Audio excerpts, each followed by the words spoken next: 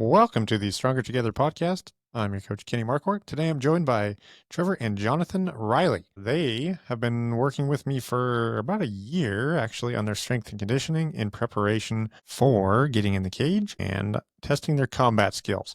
They are just two really, really awesome human beings. They're both polite, they work really hard, and I just really like their perspective. I've been a fan of combat sports for a long time, and I think that what they bring to this conversation is who the people are that are doing this and why they're doing it and why they are doing it. And I think it's different than most people would expect. So I think you're going to enjoy this conversation, and I think that you will enjoy their perspectives on life.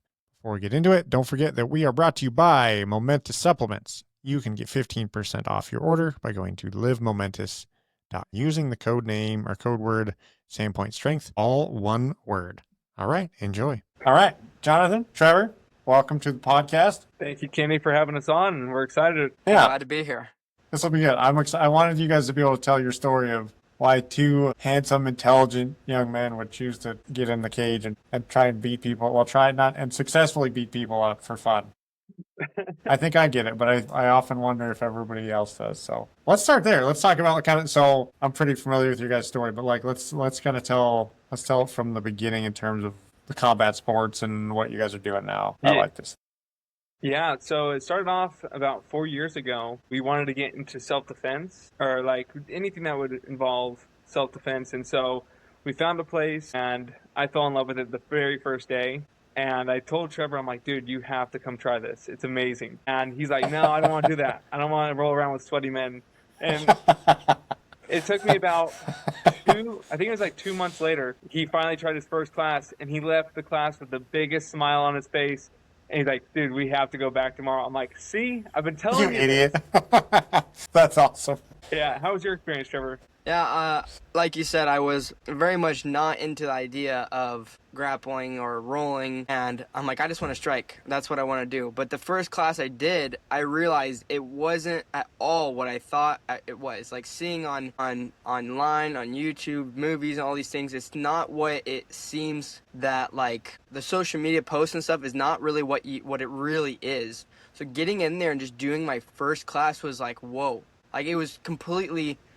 It exceeded my expectations because I just didn't know what it was about. So yeah, I was really hesitant, but getting in there is the biggest thing. That's what really sealed the deal. Yeah.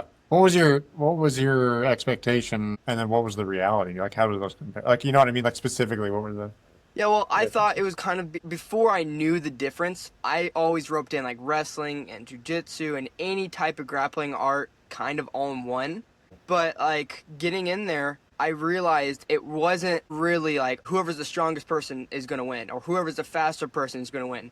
Getting in there, what really kind of changed my mindset is seeing that like these little guys and little girls were able to like incredible things. And I'm like, what is going on? Like, I thought it was just you had to be big and strong to be good. And that was not the case. Seeing like my first day was with a smaller guy, smaller than me, and I'm pretty small as it is, and he was smaller than I was, and he was just completely just showing me all these tricks and tips, and that was like really exciting for me. I'm like, this is pretty cool. Yeah. So that was definitely something I did not expect, is seeing how it works even if you're the smaller opponent. Yeah, it's crazily technical. I mean, even other grappling sports are too, but like jiu-jitsu especially, like it is wildly technical. That was my experience. I was the other end of the spectrum. I was bigger and stronger when I started like 20 years ago, and I got my freaking butt kicked by a 45-year-old lawyer with a bowl cut. And I was kind of like, oh, like the instructor at the time was like, this is what back in the day when they just like toss you and you'd be like, all right, like good luck, have fun. And I was like, 3, 2, 1, go. And I was like, 3, 2, 1, go. What? Like now what? It was just like what? Smash. Yeah. Like yeah. I just kind of charged at the guy, the poor guy.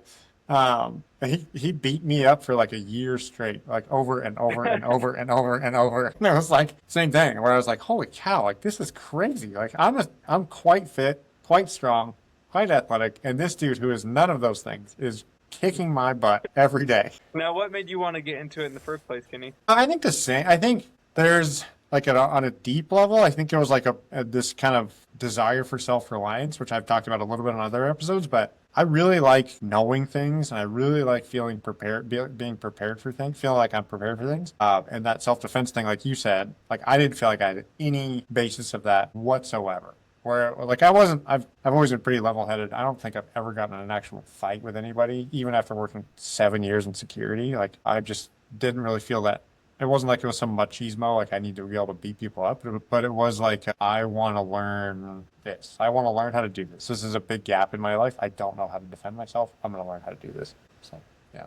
What about you? You alluded to that. Was that similar to the self-defense Yeah, side of things? yeah. So it started off with just all self-defense, and the place that we started off doing jiu-jitsu at, we kind of just got sucked into all the classes. We started doing everything, and we slowly started to realize that we wanted to start cage fighting.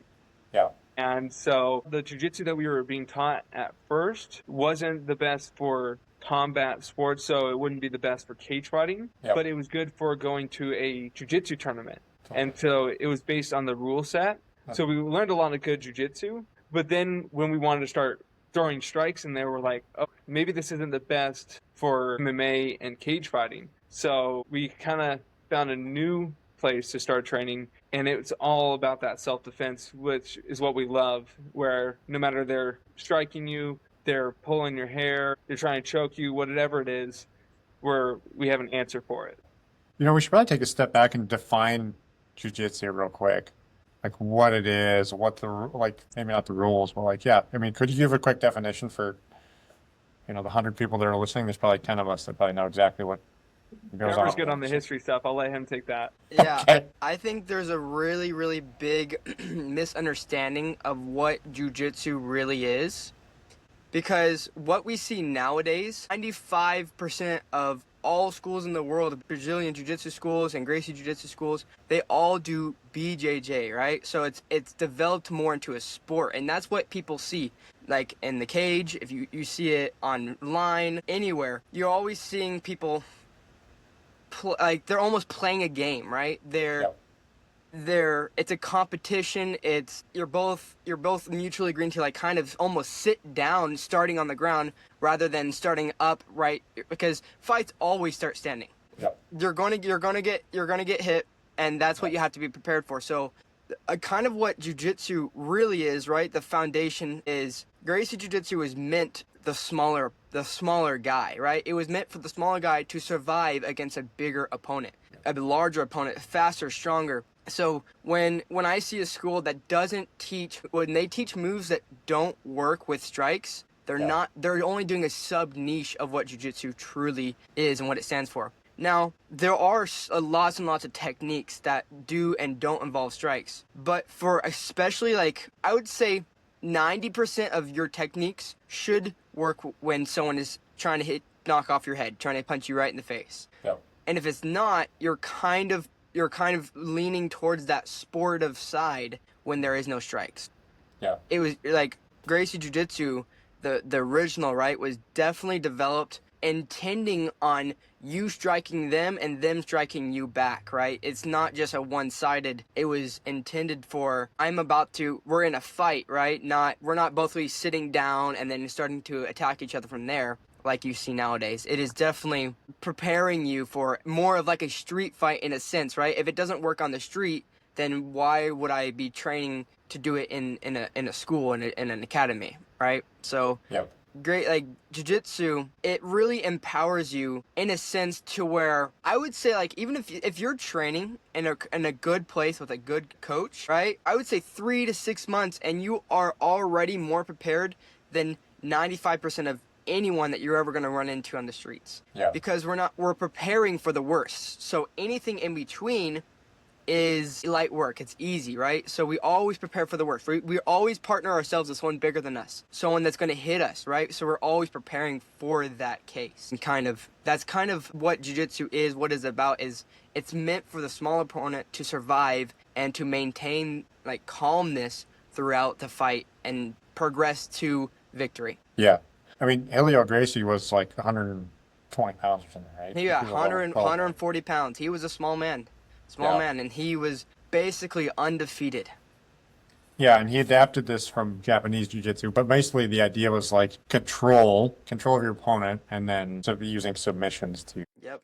We always should really heavily focus on position where you're at over submission, right? Control comes first always. Yeah, and I think that's important. Both those things I think are important because it's actually, again, like you said, it's applicable a lot, and especially to females and smaller people who often feel the most vulnerable. And I think the second part, the control part, is it's really not that violent. Like it's like I think that the perception from the external is like that you are like it's constant combat. You're fighting, you're beating the crap out of each other all the time.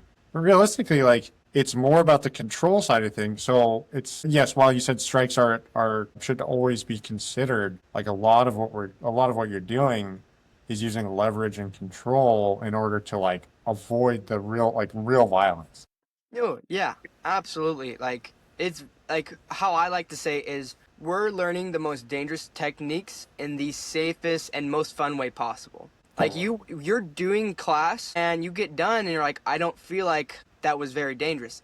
But then you try it for like if you and your partner mutually agree and try to go a little bit more serious, you'll very quickly find out that the fun and easy light work that you're doing at a higher level, the same techniques is very, very effective and very dangerous. But as you're training day-to-day basis, you're not getting hurt. You're not getting injured, right? We always encourage people to come in and like doesn't matter who you are, what your body type is, you can do jiu-jitsu, right? Totally. Yep. Gracie Jiu-Jitsu is for everyone. Yep. Anyone and everyone can do it, and you can leave the class not having a headache, not having any soreness and joint pains or anything, and it's a very, very safe way to learn, in a sense, violence. Yeah. And you said something a second ago where like 3 to 6 months you are more prepared than 99% of people. I don't know if that's exactly what you said, but I agree. I think it's actually even just a couple of days in the fact that like not necessarily prepared to deal with a combatant or an attacker necessarily, but I think the real live expression of that, like I said, I got my ass kicked by a 45-year-old attorney with a bowl cut. Like that was like, oh wow, I don't know anything about this. Like I should probably run away. Like if I'm in any sort of like this is serious. I think a lot of people have this fantasy that they're going to know what's gonna like how they should handle themselves in a combat situation, and nobody has. You have no idea unless you've played the game. You have no clue of what to do. And then, so that's in the first week or so. But then after that, like you get so many reps of practice with a agreeable opponent who's we're all on the same page. We're not hurting each other. We're just practicing this. Like the amount of repetitions that, I mean, I haven't practiced for years and years, but like the amount of rolls that I had, I mean, it was thousands and thousands and thousands of practice reps of combat. Like there's a confidence and a comfort level that I think a lot of people panic when the things get real. Like their heart rate goes up, their eyes dilate, and they start to breathe real shallow, and they haven't been in that situation to make good decisions. And if you practice that, you do. Again, whether you're trying to like beat somebody up or not get beat up, like just having the repetition in there, I think is such a good life skill. Yeah, So, 100%. I 100% agree. I think everyone thinks they can fight. I think every person, even if you train and maybe you've never had a fight or maybe you have had a fight, I think everyone has that like, oh, I'll beat you up. I'll have that fight. Oh yeah. But it's a very, very different thing. You get in a fight, you're facing across the line, whether you're out on the street or maybe you're in a cage against another man, a woman, and their eyes are just serious. All you see is that they are going to hurt you. That's different. Like I think it's hard because sometimes you feel like, oh yeah, I'm good enough. I can fight. Maybe you wrestled a little bit when you're younger. Maybe you just have brothers, and you're like, oh yeah, I can fight. Yeah. But as soon as you get that first punch to the head, everything goes away, right? Yeah. So like Mike Tyson says, everyone has a plan until you get punched in the face. Yeah, exactly. And that's one of the things I think makes you guys so interesting in this is the art. And I've been around the sport for years and years and years, so I tend to understand like the people that are involved in it are very calm, very, good natured. They have a confidence about them there where they're just a little bit more, I don't know, you just kind of have a different air about them. And both of you guys carry that very well. And I think that when people think about combat sports or cage fighters, like neither of you two are the image that come to somebody's mind when they're like, oh yeah, like whatever human cockfighting or whatever they used to call the UFC, where like those Yeah. guys are more just dogs that are trying to just kill each other in the cage. And it's not that at all. Like there's just another level of challenge to the sport of what you're talking about, where you're trying to like, let's do this for real and see what happens. Yeah, I will say there are two types of people, right? And they're very, very, to the outside, they kind of look a little bit the same, but they are very much different. So there's, number one, there's fighters, right? People that are very athletic, they're very good, strong, and like you said, they kind of have that, like that, almost that aura around them that's like, oh, that's, they feel like they want to fight, right? You could tell when someone's a fighter or competitor, and they have this like, it's almost like energy going throughout them, and it's, in my opinion, it's not the greatest, right? It's not very healthy to like always have like a, oh, I could beat you up, looking around, looking at other people. It's like it happens all the time. Oh, And so that's number one. And the second one is there's also a martial artist, right? Yeah. So a martial artist can be a fighter, but if you're not a fighter, can also not be a martial artist. So a martial artist trains all the time for the health, like on and off the mats. They're training, right? They're eating healthy. They're living life in a healthy way. They're training for themselves, not to just, well, I'm the top dog, I'm better than you. They're just training for themselves to make them better and to make the other people around them better. Yeah. So a martial artist is kind of what we are, for me and my brother, we're striving to become the best martial artists we can, rather than the best fighters. Because like I said, a martial artist can be a fighter. Yeah. But I think becoming a good martial artist is way more important than becoming a good fighter, because you could tell there's a significant difference of how they train and how they live their life. Like a fighter will just train really hard and really good right before a competition or right before a fight, and then they might just drop off, maybe take a couple months break, go in and out, and then come back for their next competition. But a martial artist is consistent training, and not only are they training when they do spar, it doesn't have to be hard, right? Training super lightly, flowing, going with higher ranks. And I think it's also very important to go with lower ranks, right? Let the lower belt, and like once they're comfortable and like we kind of guide them through it, when they are ready to roll, right? So for instance, in our school, we let them roll after their third stripe, so about 8 months, and then they're allowed to roll. So once they have enough techniques, we kind of roll with them, guiding them through, rather than you're fresh meat, let me beat you up. It happens all the time. Like you said, you came in your first day and they kind of threw you in, deep in.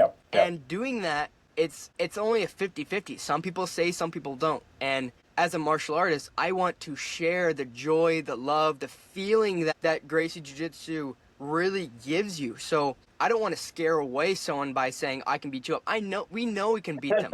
I've been training for a little over 4 years. If there's a new person, I know I can win. So why? There's nothing to prove.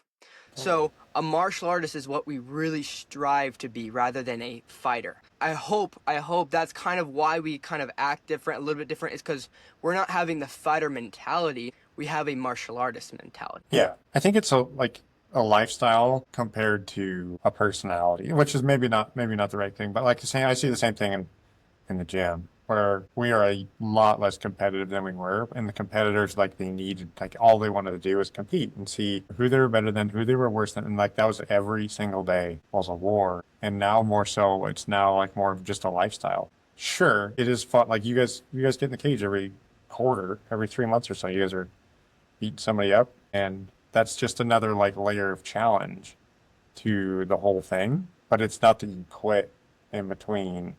And it's not that you're beating people up every day on the mats in the school. It's just like that's an avenue of the thing. And I think what I'm trying to say is that within the gym, it's the same thing. Like fitness is a lifestyle. And sure, sometimes it's great to test and see what you got and see what your maxes are. But it's not every day. And if you show up every day and try and win, like you're going to burn out. You're going to quit. And it's like the same thing. Or you're going to find the next thing. You're going to find the next avenue to try and, like, I don't know, get you excited, which is not super productive.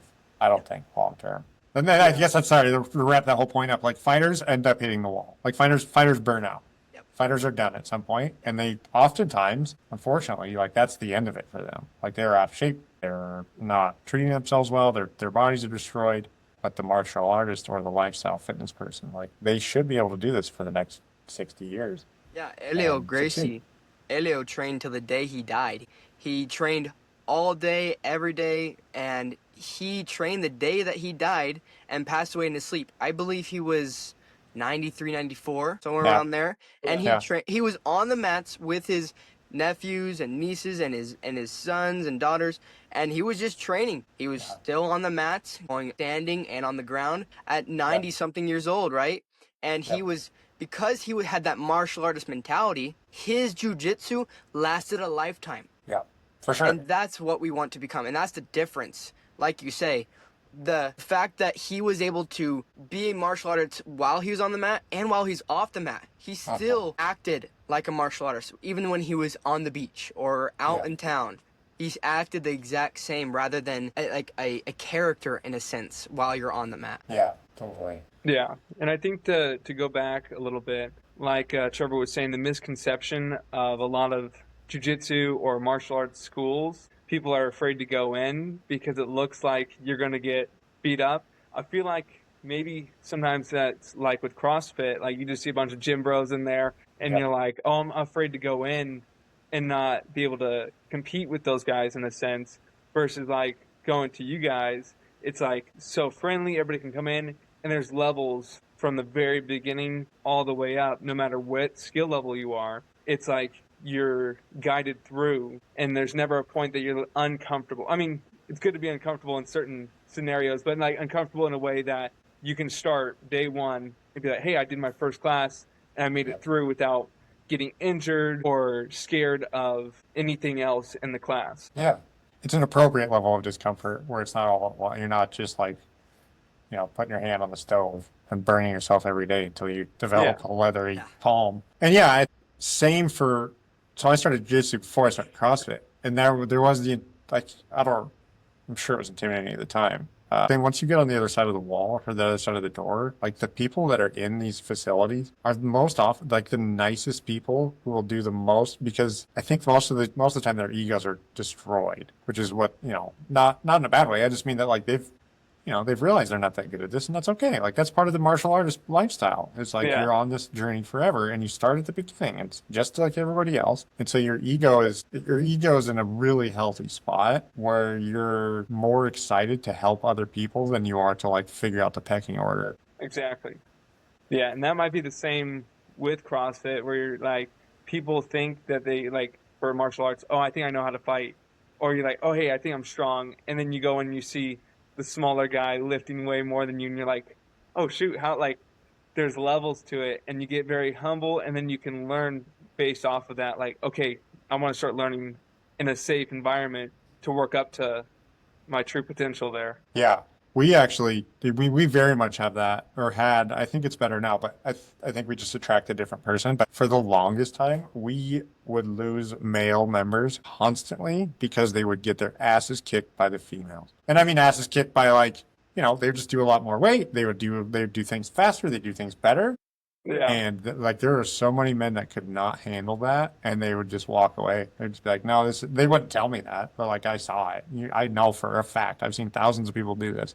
I know for a fact that was just like too uncomfortable for them to be like, "Oh, I'm not good at this. This is dumb. Like I'm gonna go do something else." I was like, "Well," so again, same thing. I think there's this like, realizing that it's just you're on your own little journey, and that again, there was no women in the case I'm talking about. Nobody was like talking shit and saying, "Hey, you suck." Like, look at this. I'm a girl. I'm beating your ass. It was more like, who cares? Like, hey, I'm here to help you. Like, this is all great. We're all here to help each other. Yeah. And so again, I think the supportive nature of the people in these, uncomfortable-ish doorways to walk in are the best people in the world to me. Exactly. Yeah. And I think that a big thing is people want to compete with other people. But I mean, the biggest person to compete against is yourself. Yes. Like, we just did the bike sprints this morning, and like we're like, oh, how many calories did you get? Oh, okay, I beat you in calories. But realistically, it's round 2. You're trying to beat your last record versus the other guy. It's like if I can beat myself each round, it's like I'm getting better, and I'm only competing with myself. Versus if you're always looking at other people's weight or their time, it's like you're going to get just discouraged quite a bit because there's always going to be someone better than you. But if you can keep upgrading yourself and be like, oh, hey, I beat my time or I beat my weight you can always keep on getting better. Yeah. It's a weird like balance with that, I think, where like knowing what's possible, like I think that's a really good like I totally agree. I think you should run your own race, figure out your own, compare yourself to yourself from yesterday or a year ago or 10 years ago and always try and progress there. But also recognizing that like, holy cow, like that's possible. Like that's cool. I could probably go a little bit more. Like I could see them doing it. And I think the right healthy dose of that is super, super valuable. I had a woman start today. Hopefully she's not listening to this. Well, I don't care. Whatever. It's a good observation. I know she was joking. So I totally get what she was saying, but she's like, yeah, I want to be in a room where I feel bad about myself. I was like, all right, yeah, I think I hear what you're saying. I think that's good. I think finding new rooms that make you uncomfortable and see the potential that is possible is a good motivator. As long as you don't turn it into like, I got to beat everybody or you don't beat Exactly. yourself up too bad. So, Yeah. Yeah, I agree with that. Where if you surround yourself with people that are better than you, of course, you're going to get better just being around them. But like you're saying, don't push it to the level of always comparing yourself. So there's a good a medium there where you have to surround yourself with better people and try to upgrade, but you can't go too far where it's like you can't reach that level because there's always going to be someone that's yes. going to be a little more athletic or just faster or whatever the case may be. Yeah, and that can be I've seen that slide for in a lot of ways where people are always like on to the next thing, on to the next thing, on like not on to the next thing, but I mean the goalposts continue to move, which if you're comparing yourself to somebody else, like you said, there's always going to be somebody who's Always. more or better or faster or this. Always. But you can always be better or faster than yourself, who that was. So you can always use those things as barometers. But if your constant dictation of success is somebody else, you're screwed. Like you'll be forever miserable. Yeah. Yeah, even if you touch the top, there's someone that's going to come up right behind you and take Yeah. your place. So it's Yeah. like you might as well compete with yourself all the time rather than always trying because you're never going to be satisfied there. So it's like you might as well compete with yourself rather than like trying to match someone else. Totally. Yeah. What's in that regard, like what is the secret to success in jiu-jitsu? And I think I know the answer, but I'm teeing this up for a comparison, so you better get it right. Now the secret to success for getting, you know what I mean, like staying in it and getting better. Yeah. Yeah. I think that, I mean, just like it is in CrossFit, the same thing in Jiu-Jitsu. If you see the three-stripe white belts all the way at blue belts, purple belts, and you compare like, oh, my armbar doesn't look as good as that, or my takedown, it's like you're going to get discouraged and people leave because they don't feel like they're progressing fast enough. Like they see their training partners. And a lot of times it's like, hey, this might not be your week, but you're staying with it. And it's the Yes. long game. If you're Yes. there and you keep showing up versus the guys that quit, well, now Yes. you're going to keep getting better and better.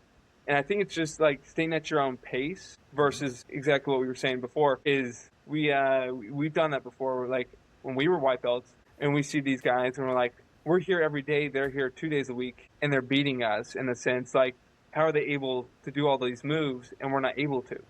Yep. And so Trevor and I finally realized we're like, it's about our way of learning versus trying to always beat the other person. Yeah. So once we're like, okay, let's just learn the techniques and learn them in a way that it will go for a lifetime. Yeah. And just the slow progression, that's where it happens. Trevor?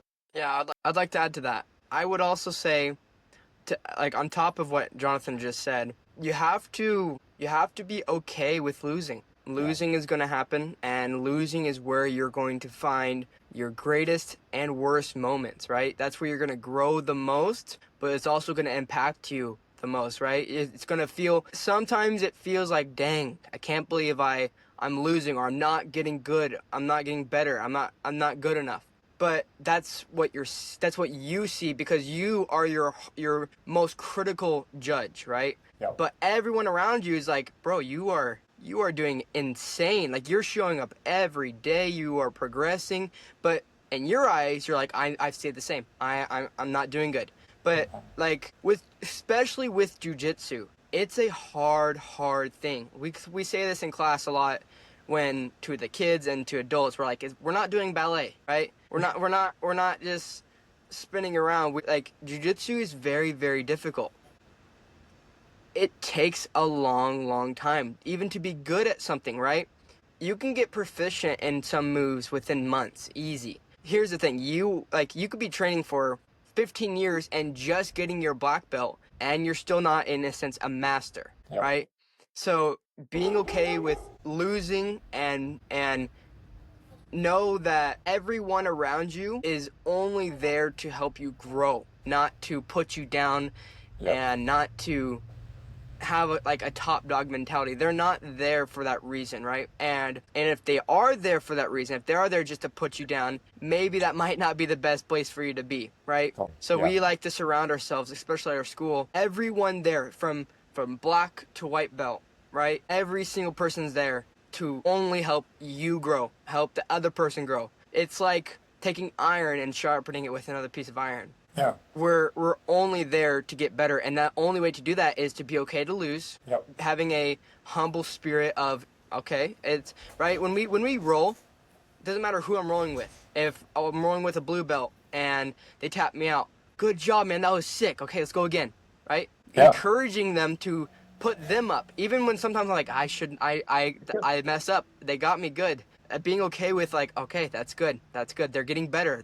When they're getting better, that means you're getting better. Because the better your partners get, the better you are gonna get, right? So being okay with losing is a big deal. Being okay. Yeah. I mean, one of the best sayings I always remember hearing was like, a black belt is a white belt that never quit. And it's like, just keep showing up. Like, that's all it is.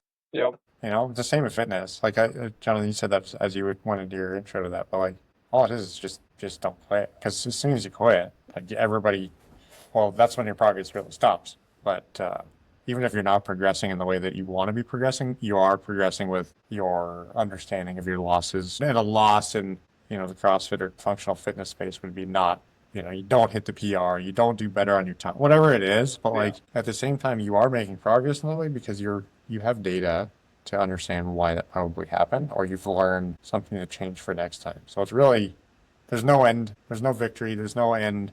It's just, you win or you lose is another one I love too. It's like the same thing. Or sorry, you win or you learn. Sorry. Win or learn, yep. Yeah, win or you learn. Yeah. Sorry. But yeah, so I mean, all the same life lessons that are just so good for the whole thing. I do want to get back to the cage fighting thing because I do think that was like, it's such a different, the amount of people that have jumped into a cage and just squared off with somebody else is probably pretty few and far between. So like, when was your first fight? After compared to when you started jiu-jitsu? So we've been doing it, I believe we were training for 3 years before we did our first fight. I did my first fight in January of 24, and then Trevor's first fight was February of 24. So, or 20. Oh, no, sorry. I'm sorry. You're right. Yeah, so it was last year. Yeah. So last January. Yeah. And so we've been training for 3 years, and we asked our professor, like, hey, do you think we're ready? He's like, hey, I think you're ready. Because we wanted to do it. That's what we've been training up for. And that's where it kind of changed from the self-defense to saying, like, my mindset was, what's the closest thing I can get to self-defense without going to jail for it? Meaning, like, I wanted to test it out and see how well the techniques worked. Because there's a lot of people that, like Trevor was saying earlier, they think they know how to fight until they shoot, that didn't work, and then now they're getting beat up on the street or whatever, the self-defense that doesn't work, if you're getting choked or you're getting carried away somewhere. So I'm like, okay, well, I want to see if this self-defense works against someone else that also wants to win. Yeah. And so we tried. Our very first one was last year, or my first one was last year in January. I was not ready for it. The mindset, it goes like going into a fight, I was trying to stay super calm and kind of almost like not think of the fight. Yeah. And got in there, and there was a million different distractions versus the thing I needed to do was to win, and got knocked out in 19 seconds. And so that was a good learning experience, I think, for both of us, because Trevor fought a month later. And he's like, oh, I don't want to get knocked out in 19 seconds. So Trevor's first fight went a lot better than mine, but I think it was good for both of us to learn and to grow from that, because each fight that we've had, at least for me, every fight I've had, I've learned something. I'm like, dude, that was the dumbest thing I could have done. And then I changed it for the next one and keep learning off of them. Yep. How Yeah. hard was that to like prepare? I mean, how long before the fight had you prepared? Like, when did you like sign up for it to when you got the cage? You know? Yeah, so usually fight camps we do 8 weeks of training, which fight camp really entails two extra like workouts in addition to your normal workouts. So two additional like cardio lifting classes and then 5 to 6 days a week of martial arts training, whether it's jiu-jitsu, MMA, all the classes. So we were doing that 8 weeks before the fight. So you're doing 5 to 6 days of training and 1 day rest. And that's kind of where the camp starts. And then it slowly changes throughout the camp. As you know, the workouts change, the training changes. And then week of, we do our weight cut, and then it starts fight week. So it's a process. Like it's quite in depth. Like that's probably your only thought. Like you live your life, but like that's on your mind. Like that's your primary focus for what you said, 8 to 9 weeks. You were doing a lot of hard stuff. You're weight cutting. You're thinking about it. How hard was it? How devastating was it to wake up from that and realize like 19, like that's what happened. Like that was the fruition of all the hard work and probably the exact opposite of what you were hoping happened. Like what was that like for you? Yeah, that really sucked. It wasn't. It was a technical knockout because I was still on my feet, and then by the time I got back to the table where my family was sitting, I'm sitting there and I'm watching the fights, and I look over at Trevor and I'm like, "Is that what actually happened?" And he's like, "Yeah, you good?" And I'm like, "Yeah, I'm good." And then like I'm sitting there and I'm slowly starting to remember. I'm like, "Oh, that's what happened." Yeah. Like Yeah. so yeah, definitely. And then the mind, yeah, like obviously it was very sad. Like all the mornings we wake up at what was it like 6:30 in the morning to drive out to Clark Fork to do 2 hour workout classes. Like it was a lot of work for the first one, Yeah. and it sucked. And we had to travel like 7 or 8 hours down south. So like it was a big one, and so definitely I think it motivated both of us for our next fights to definitely want to win at all costs. So the training was picked up, the classes, everything was more intentful on how to win. Yeah, I mean, I've experienced that in other avenues. I actually did a very similar thing but it was just jujitsu, so it wasn't. But yeah, I think I got tapped out like I don't know, whatever. I don't even know. I have no idea what the time frame was, but it wasn't very long. And so, but again, I think that like you have this reflection of like, oh, like that's okay. This is what this feels like because that was not the expectation. I think you dream and hope and for a certain outcome, but then to have that kind of the rug pulled out from under you and then have to deal with that for a couple days or weeks or however long it takes you to process that. It sucks. Yeah. But man, I think it's good for you, uh, in a way to learn how to cope with devastation and like really hard shit. It's not, I don't know that it gets like easier, but you also recognize like that's not the defining moment like of your life necessarily. So anyways, I think it's a good thing, even as much as it sucks. And little doses of that are really good for personal development. So. 100%, I agree with that because no matter what it is, like we're talking about fighting right now, but whenever you lose, like you have the choices of what you do after that. Yep. And I knew like if I gave up right there, I'm like, that's all that like all the training, everything we were doing, just giving up. That's when you actually lose. Like I Yep. can either take this and learn from it, it'd be a learning experience or a losing experience. Yeah. So I'm like, well, if I stop, I'm gonna lose, and I don't want to lose. So you got Yeah. to keep learning from that. And so it's the same thing when we held our very first business. Like we started a business and we held our very first seminar, and we lost money on it. And I'm like, okay, if we stop right now, then we'll lose. Versus if we take what we learned from the seminar to make it better for the next one, now Yep. we're learning, and there's not going to be a loss. So I think that's with anything that you guys do, like learn from it rather than just giving up and stopping right there. And I think people are really protected from failure these days. And I don't feel like I'm just old guy saying that. I think there is a lot of protection from that. And I don't think that it's long-term productively helpful because the first time that somebody experiences that, if they haven't been exposed to it enough, it's like, it's the end of the world. Like they can't handle it. And I think it's easy to think, especially in the world of, Instagram visions into people's lives, like you only see the snippet of like the perfection and you don't realize what else is going on behind the scenes or what they took to get there. Or, I think the realization of that, like all this stuff, everybody gets kicked in the pants at some point, and just like how you deal with it and move on is going to be what really defines you. So, yeah, while it probably wasn't what you wanted probably good for you. I Sorry, think it was Trevor, the you haven't best. had that experience, but that's, Yeah. Yeah, I sorry, think you it can was live the through your best thing brother. that happened. Was Yeah. definitely like getting it out of the way. Like, oh, hey, that's what losing feels like in a match. Okay, well, let's take that and let's not make that happen again. So what can we do to learn from that? But yeah, Yeah. I definitely am not glad that it happened, but like it definitely helped to move forward on the fighting experience. Yeah, totally. Yeah. Love it. So what you guys' records now are? 3-1, and then And Trevor 4 Trevor. 0. Yeah. 4 0 for Trevor. You guys fight again. You've not signed anything yet, have you? nothing yet. Right. Maybe in July or September is our next one. And that is going to be down in Spokane. It should be in Spokane. I believe so. Yeah, that's a lot of fun. It's cool to see all the hard work because like you guys are quite dedicated. It's neat to see. Again, your personalities, perspectives for being as young as you are is pretty dang cool. Not sure who to thank for that. Your parents or jiu-jitsu, whatever. Good old fashioned North Idaho.